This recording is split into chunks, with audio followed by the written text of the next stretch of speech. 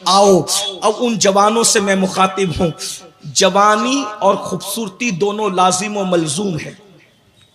जवानी में हर बच्चा और बच्ची खूबसूरत ही दिखते हैं, फिट होते हैं, हसीन दिखते हैं, जमील दिखते हैं। अल्लाह के रसूल अलैहिस्सलाम फरमाते हैं जिसको अल्लाह खूबसूरत जवानी दे, जिसको अल्लाह खूबसूरत जवानी, और उस खूबसूरत जवानी में जो हराम से बच जाए, सिर्फ हराम से। हराम क्या है? झूठ बोलना हराम, सूद खाना हराम, लुकमा जो झूठ बोलकर कमाया जाता है या जिसको अल्लाह रसूल ने हराम किया, हराम।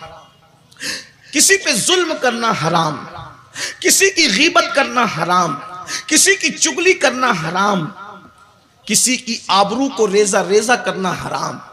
और एक बात कह दूं, कोई बेहयाई की बात नहीं कहता, हालात और वक्त के तनाजुर में एक बात कहता हूं दिल के दर्द के तौर पर। वैसे मैं कोई खतीब भी नहीं कि खिताबत कर सकूं, ये मुस्तकिल फन है जिसको इल्म और बहुत ज्यादा फनून की जरूरत होती है। ये सिर्फ एक कादरी फकीर के दिल की सदा है।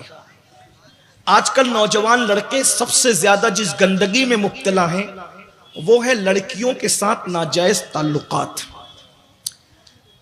और ये ताल्लुकात फिर इंसान को धीरे धीरे एक दूसरे से करीब करते हैं और उसका एंड होता है ज़िना। अगर बच्चियां भी सुन रही है, अल्लाह करे मेरी बच्चियां, कौम की बेटियां बहनें सुन रही है, अल्लाह उन तक उनको भी हिदायत दे। हालांकि बच्चियां ऐसी नहीं होती ना, नौजवान भी ज्यादातर ऐसे नहीं होते, हालात के तनाजुर में बात हो रही, इसलिए कि बात पूरी दुनिया तक पहुंचती है। ये फ्रेंडशिप जिसको कहते हैं, लड़के और लड़की की, ये ज़िना तक ले जाती। पहली बात तो मैं आपको ये बताऊं, इस्लाम लाकानूनियत का नाम नहीं है, इस्लाम कानून का नाम, इस्लाम डिसिप्लिन का नाम है। हमारे मजहब कितना कानून पाबंद है हमारा मजहब कि हमारे नबी ने बैतुल खला में कौन सा पैर रखना चाहिए ये कानून भी अता किया।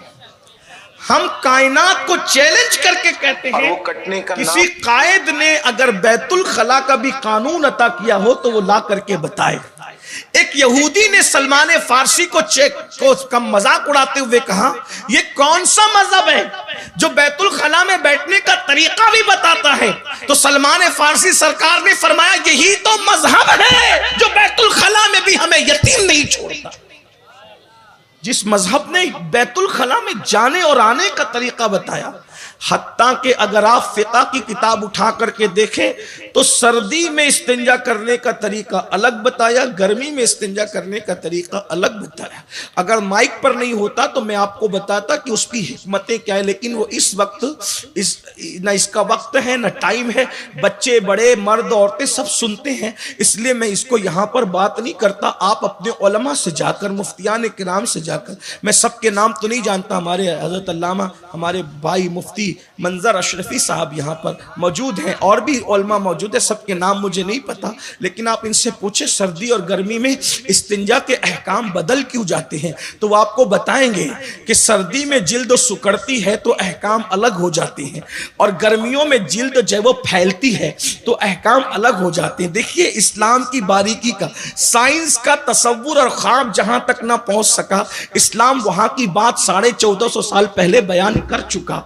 इससे बड़ी हिकमत क्या होगी इस्लाम की? अल्लाह अकबर। बहरहाल तो अर्ज ये कर रहा था, अल्लाह अल्लाह मेरे आका सल्लल्लाहु अलैहि वसल्लम के दीवानों, अल्लाह रब्बुल इज्जत के हबीब फरमाते खूबसूरती मिले और जवानी मिले। मैं समझता हूं कि मैंने जिस जवान को देखा अब तक खूबसूरत ही देखा। इंसान की शक्ल कैसी हो, जवानी में सब खूबसूरत होते हैं। अगर कोई काली चमड़ी को खूबसूरती के खिलाफ समझता है, मैं समझता हूं शायद वो इल्म नहीं रखता। एक बात अर्ज करूं, रंग की सफेद और काली चमड़ी खूबसूरती और बदसूरती की दलील नहीं होती। खूबसूरती एक मुकम्मल उन्वान है, एक मुकम्मल टॉपिक है और उसके मुकम्मल तकाजे हैं। नाक, आंख और रुखसार और फिर सारी चीजें एक अपनी जगह है। एक बात अर्ज करूं, कुदरत ने इंसान को जो आज़ा दिए उसी नहज पर कुदरत ने कुछ फूल भी पैदा किए। और आप देखते जाए, मिसाल के तौर पे नरगिस को देखें, इंसान की आंखों को देखें, सुंबुल का पौधा देखें, इंसान के बालों को देखें, इंसान का रुखसार देखें, गुलाब का फूल देखें, इंसान के होंठ देखें और उसके बाद लाले बदख्शा देखें, तो आपको पता चलेगा कि बहुत सिमिलर मामला है, बहुत मिलता जुलता मामला है। बल्कि अगर यूं आपसे अर्ज करूं कि अल्लाह अकबर किस तरह से ये सिमिलर है आपको बताऊं, बल्कि कहीं कहीं लादे बदख्शा किसी के होंठों के सामने हैच मालूम होता है, कहीं कहीं सुंबुल की नरमी किसी के बालों को के सामने जो है वो शर्मिंदा शर्मिंदा नजर आती है।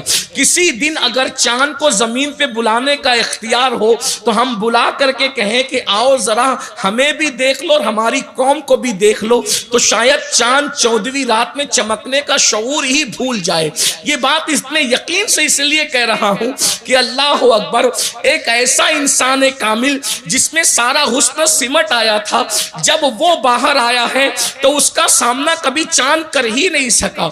और मेरे इमाम के कलम से यूं बाहर आया, आसमां गर तेरे तलवों का नजारा करता, रोज एक चांद तसद्दुक में उतारा करता, और छुप गया चांद न आई तेरे दीदार की ताब, सामने गर कभी होता भी तो सजदा करता। वक्त नहीं है वरना मैं बताता। आज तक लोग हैरान हैं, इनकार भी कर रहे हैं कि उंगली के इशारे से चांद टुकड़े कैसे होता है। मैंने कहा उंगली के इशारे से चांद टुकड़े जरूर होता है, लेकिन उसके लिए कोई खूबसूरत उंगली चाहिए, खूबसूरत उंगली चाहिए। इसलिए कि जो काम तलवार नहीं करती वो काम हुस्न कर जाता है। तो कहा वो कैसे? कहा वो इस तरह से कि जब कोई अनदेखी चीज को देख ले, तसव्वुर के खिलाफ, तखय्युल के खिलाफ, फितरत के खिलाफ, जब कोई किसी को चीज को देख ले तो उसका कलेजा फट जाता है। मिसाल के तौर पर अगर कोई बंदा अचानक एक्सीडेंट को देखे तो उसका कलेजा फट जाता है। बहुत सारे लोग हैं जिनके कलेजे फटे हैं, फट जाते हैं। कोई जोर से चिल्लाए उसका कलेजा फट जाता है, ऐसा होता है। तो अल्लाह अकबर, तो चांद को अल्लाह के रसूल ने जमीन पे खड़े होकर इशारा किया तो किस तरह? हुजूर का नाखून चांद की तरफ था, चांद ने तवज्जो से नाखूने मुस्तफा का हुस्न देखा। उस हुस्न का हाल ये था कि उस हुस्न की ताब न लाकर चांद का सीना शक हो गया। हुस्ने मुस्तफा जाने रहमत के नाखून की ताब न ला सका। बताएं तो सही, ये इंसान कामिल का हुस्न है। उतना हुस्न तो कुदरत ने किसी को दिया नहीं, लेकिन उसकी खैरात जरूर अता की गई है। मेरे इमाम एक मकाम पर फरमाते, दंदान और लबो जुल्फ रुखे शाक फिदाई है, दुर्रे अदन लाल यमन मुश्क खुतन फूल। बहरहाल अभी हुस्न की बात चल रही थी। एक बात मैं आपसे अर्ज करूं, काली चमड़ी और सफेद चमड़ी मेयार हुस्न नहीं। हारून रशीद के दरबार में एक मर्तबा दो कनीजों का मुनाजरा करवाया। हारून रशीद भी अपनी तबीयत का आदमी था, वो अपनी तबीयत से जो चाहता करता बादशाह था। एक बहुत गोरी खूबसूरत कनीज थी, एक बहुत काली और बिल्कुल काली कनीज थी। तो उस दोनों का मुनाजरा हुआ। उसने कहा मैं खूबसूरत, उसने कहा मैं खूबसूरत। उन्होंने बड़ी दलाइल पेश की अपने अपने हुस्न पर। पहली बात आपको बताऊं, जो हसीन होता है वो अपने आप को हसीन कहता ही नहीं है।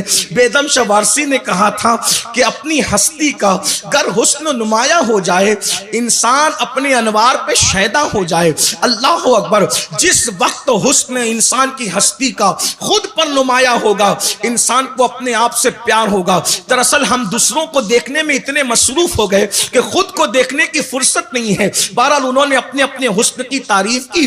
बिल आखिर जो गोरी कनीज थी वो मगलूब हो गई, काली कनीज गालिब आ गई ये कहकर कि सुनो सुनो और गौर से सुनो, तुम बहुत गोरी और सफेद चमड़ी है। अगर तुम्हारी थोड़ी सी सफेदी उठाकर मेरे गाल पे रख दिया जाए तो सारी दुनिया कहेगी कि ऐब पैदा हो गया, ये काली कनीज कोड़ी हो गई, कोड़ी हो गई, इसमें कोड़ हो गया। तेरा सफेद रंग मेरे गाल पर आया तो लोग मुझे कोड़ का ताना देंगे और लोग मुझसे दूर भागेंगे। लेकिन मेरी कालक अगर तेरे गाल पर रख दी जाए तो तेरे ऐब में तेरा तेरा ऐब नहीं होगा, बल्कि लोग कहेंगे क्या खूबसूरत चेहरा है, एक तो गोरा रंग है, दूसरा उस पर तिल है, तो अब बता तू खूबसूरत है या मैं? तेरा रंग मुझ में आए तो मैं ऐबी हो जाऊं, मेरा रंग तुझ में जाए तो तिल की शक्ल इख्तियार कर जाए। तब अल्लाह अकबर पता चला कि कोई जो है वो गोरा और काला, बदसूरत और खूबसूरत नहीं, सब खूबसूरत है। क्यों? इसलिए कि अल्लाह अकबर, इंसान से ज्यादा अगर कोई खूबसूरत होता तो अल्लाह अपने महबूब को उसी लिबास में भेजता। पता चला खुदा की मखलूक में इंसान से बढ़कर कोई खूबसूरत नहीं था, इसलिए अल्लाह ने महबूब को लिबासे बशर में भेजा। बेतमशा फिर याद आती है, अब आदमी कुछ और हमारी नजर में है, अब आदमी कुछ और हमारी नजर में है। जब से सुना है यार लिबासे बशर में है, जब से सुना है लिबासे बशर में यार आया तो पता चला कि आदमियत क्या चीज है, इंसानियत क्या चीज है। अल्लाह अकबर। तो अर्ज ये कर रहा था क्या, अल्लाह अकबर, जिसको अल्लाह खूबसूरत जवानियत, खूबसूरती तो तुम सबके पास, जवानी अगर मिल जाए खूबसूरती, और करो क्या, एंड पे बात पहुंच रही है, तवज्जो करें।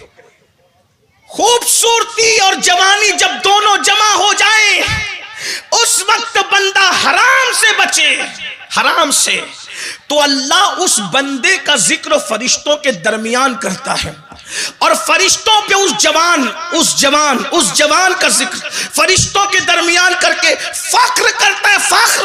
और अल्लाह फरमाता है मैंने हुस्न भी दिया, जवानी भी दी, फिर भी ये हराम से बच रहा है। ऐ मेरे फरिश्तों, अगर मेरा हकीकी बंदा देखना है तो मेरे इस बंदे को देख लो, ये मेरा हकीकी बंदा है।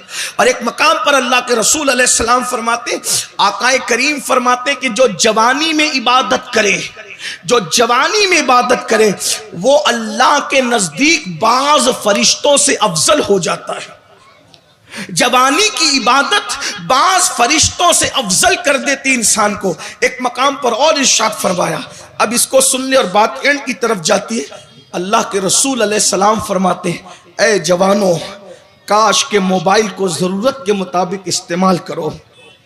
मोबाइल के अंदर व्हाट्सएप तो बहुत देखा, कभी कुरान पढ़ने के भी आदी बनो। जवानी जाने वाली, चली जाएगी, जवानी जाने वाली है, चली जाएगी, खत्म हो जाएगी जवानी। बहुत जल्द रोगे, पछताओगे, पछताना काम नहीं आएगा। खुदा के लिए आज एहसास कर लो, एहतिसाब कर लो। अल्लाह अकबर, अल्लाह अकबर। फरमाया जो जवान सुबह के वक्त, जो जवान सुबह के वक्त इबादत करते, सुबह से मुराद फजर ले ले, फजर का वक्त, क्योंकि सुबह की इबादत तो फजर ही। अल्लाह के रसूल अलैहिस्सलाम फरमाते जो जवान सुबह के वक्त इबादत करता है, उस जवान को बूढ़ों पर ऐसी फजीलत है जैसे मुरसलीन को अवाम पर फजीलत दी गई। मुरसलीन मतलब रसूलों को, रसूलों को जैसे पब्लिक पर फजीलत है, सुबह की इबादत करने वाले जवानों को अल्लाह ने बूढ़ों पर ऐसी फजीलत अता फरमाई है। अल्लाह को जवानी पसंद, जवानी की इबादत पसंद, इसलिए अल्लाह ने जवानी दी है। इसको नुक्कड़ों पे बैठ के, होटलों पे बैठ के, घूम फिर कर, मोबाइल में, फेसबुक पर, यूट्यूब पर, किसी की नाजायज दोस्ती में, हराम दोस्ती में जाए मत कीजिए। इसमें इसको इबादत में, वरना मरने के बाद रिवायतों में आता है कि बंदा अल्लाह से अर्ज करेगा, मौला सिर्फ 2 रकत नमाज पढ़ने की इजाजत दे दे, मैं दुनिया में जाके 2 रकत पढ़ लूं। तो इरशाद होगा, बंदे हमने तो पूरी जिंदगी इबादत के लिए दी थी, तूने इबादत के लिए वक्त नहीं निकाला। आज हम गुनाह के लिए तो वक्त निकाल रहे, आओ आखिरी बात, सच्ची तौबा कर लो। वक्त जाय किया तो अगर हम बेअमल होते, तवज्जो करना, अगर हम जवानी में बेअमल होते तो भी बर्बाद होते, मगर हम बेअमल नहीं है। गौर करना, लोग कहते हैं हम बेअमल है, मैंने कहा जो अगर बेअमल भी है तो तू मुझसे बेहतर है। हम बेअमल नहीं है, हम बदअमल है, क्योंकि बेअमल और बदअमल में फर्क है। बेअमल उसको कहते हैं जो अच्छा अमल नहीं करता मगर बुरा भी नहीं करता, और बद अमल उसको कहते हैं जो अच्छा अमल नहीं करता, बदी ही बदी करता है। गौर कीजिए, सुबह उठने से लेकर रात सोने तक हम कितने अच्छे काम करते हैं, जरा बताइए। मरना नहीं, मौत नहीं आनी, जवानी नहीं जानी, बुढ़ापा नहीं आना। सोचो, तौबा कर। आज सुन्नी दावत इस्लामी के इस इज्तिमा में तौबा कर लो, जवानी का भरपूर लुत्फ लो। इंजॉय करने से इस्लाम मना नहीं करता। इस्लाम जितनी छूट देता है कोई मजहब नहीं देता।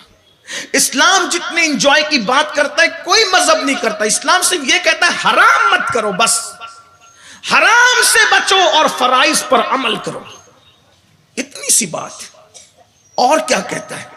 लेकिन हमसे वो भी नहीं होता। अगर नहीं करते, सुनो, एक वक्त आएगा, आखिरी बात, एक वक्त आएगा जवानी खत्म हो जाए। जवानी ही नहीं, जिंदगी भी खत्म हो। मौत के वक्त इंसान को, हर इंसान को एहसास होता है मेरी जिंदगी जायो।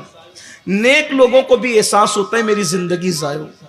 नेक इसलिए शर्मिंदा होता है कि काश कि मैंने जितना किया इससे ज्यादा करता, क्योंकि वो सारे मनाजिर अमल जिन्होंने किया है, इनाम उनको दिया जाने वाला उनको नजर आता है। तो एक मर्तबा का वाकया है, इमाम सुयूती ने इसको लिखा है, जिसको मैं अपने अल्फाज के जामे में पेश करके बात पूरी कर रहा हूं। जो टाइम आपने दिया था उससे 5 मिनट अभी बचे, मैं उसमें बात पूरी कर लूंगा। ध्यान से सुनना, हो सकता है शायद पूरी गुफ्तगू का निचोड़ इसमें आ जाए। इमाम सुयूती रहमतुल्लाह अलैह लिखते हैं, उसको मैं बतौर मफहूम पेश कर रहा हूं कि अल्लाह ताला ने एक शख्स को बहुत नवाजा, यहां तक कि उसको बादशाहत दी, और बहुत अल्लाह ने इज्जत शोहरत सब कुछ अता की, जैसे आपको हमें दी। कोई कमी नहीं की कुदरत अल्लाह ताला ने उस दौर में पैदा किया। खाने में भी एक से एक डिशें हैं, कपड़े भी एक से एक हैं, मकानात भी एक से एक हैं, सवारियां भी फ्लाइट जैसी खूबसूरत और एक से बढ़कर एक है। बहुत अजीम जिंदगी की लज्जतें हम ले रहे हैं, लेकिन कितना बड़ा रोना है कि नेमतों में तो डूबे हैं, नेमत देने वाले को भूल गए, फरामोश कर दिया नेमत देने वाले को। और याद रखना, एक दिन वक्त आएगा जब कुदरत इंसान के करतूत का उसको मजा चखाएगी, कोई नहीं बचा सकेगा। दुनिया की कोई ताकत, न मां, न बाप, न भाई, न बहन, न डिग्रियां, कोई नहीं बचा सके। अगर यार राजी है तो सब कुछ है, वरना बर्बादी ही बर्बादी। इमाम कहते हैं उनको रहमाए तो आए, वरना वो कड़ी मार है क्या होना है। औरों से छुप के किए जिसके गुनाह, वो खबरदार है क्या होना है। दूर जाना है रहा दिन थोड़ा, कूच तैयार है क्या होना है। कल वहां दीद का दिन और यहां आंख बेकार है क्या होना है। मौत के वक्त एहसास होता है, ऐ मेरी दुकान, ऐ मेरे मकान, ऐ मेरे बच्चों, ऐ मेरी बीवी, ऐ मेरे दोस्तों, दिल हमें तुमसे लगाना ही न था, दिल हमें तुमसे लगाना ही न था। अब सफर बार है क्या होना है। दूर जाना है रहा दिन थोड़ा, कूच तैयार है क्या होना है। अल्लाह अकबर, क्या होना है, क्या होना है, क्या किया है। बदअमली बदअमली बदअमली बदअमली। सुन लो, तकरीरें सुनकर तौबा को कल पर टालने वालों, नमाज कल से पढ़ने की बात करने वालों, कल जिंदगी में कभी नहीं आता। किसी की जिंदगी में कल कभी नहीं आया, हमारी जिंदगी में भी कल कभी नहीं आएगा। कल हमेशा आज बनकर आता है।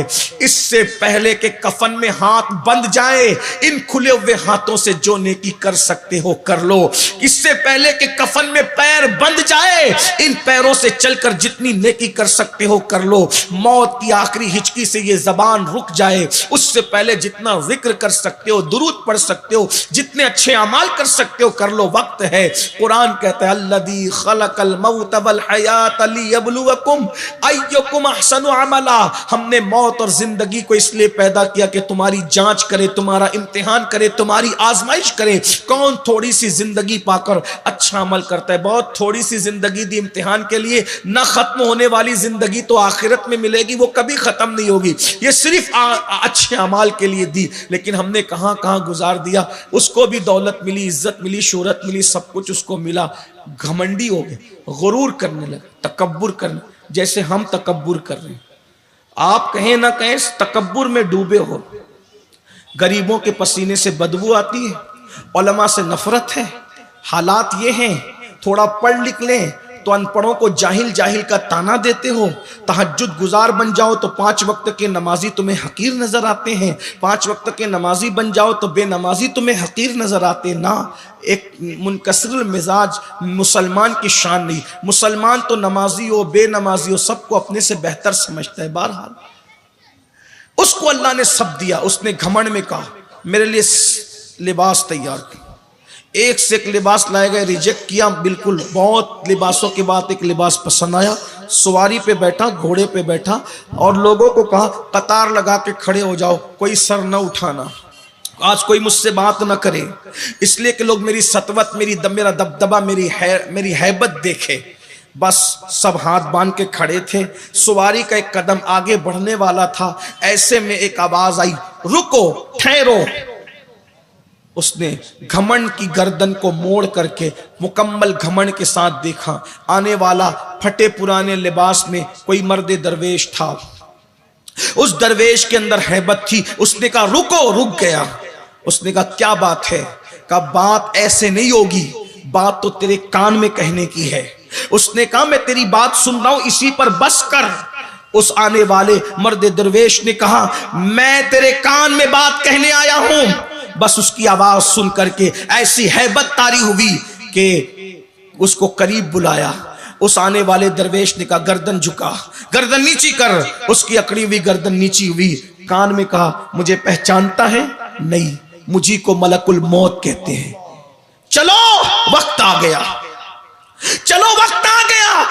अभी जो मगरूर और घमंडी बन करके अपनी दौलत पर, अपनी जवानी पर इतरा रहा था, हाथ जोड़ के कहता है चंद मिनट का वक्त दे दो, तौबा तो कर लूं, रब को मना तो लूं। उस आने वाले ने कहा तू भी बंदा, मैं भी बंदा। तुझे जो हुक्म दिया तूने अमल नहीं किया, मुझे जो हुक्म दिया मैं अमल करूंगा। मुझे इसका इख्तियार नहीं है, मैं बंदा हूं। एक लम्हा भी किसी का कम और ज्यादा नहीं कर सकता। अभी चलना होगा, जब तुझे वक्त दिया था तूने आवारगी और अय्याशी और गुनाह में लुटा दिए और अब मुझसे वक्त मांगता है। वक्त खत्म हो गया और रूह निकाल ली गई। जो घमंड के साथ सवारी पर बड़ा इतरा रहा था, उसकी लाश जमीन पर तड़पती हुई लोगों ने देखी और वो लोगों के लिए इबरत बन गया। जो लोगों से इबरत हासिल नहीं करते वो इबरत बना दिए जाते हैं। दर्जनों जनाजे अपने कांधों पे उठाने वाले जवानों, क्या तुम इबरत हासिल नहीं करते? हमें भी कब्र में जाना है। खुदा के लिए तौबा करो, अपने आप को बदलो, अपनी जिंदगी में इंकलाब पैदा करो। रियाजत के यही दिन हैं, बुढ़ापे में कहां हिम्मत, जो कुछ करना हो अब कर लो, अभी नूरी जमा तुम हो।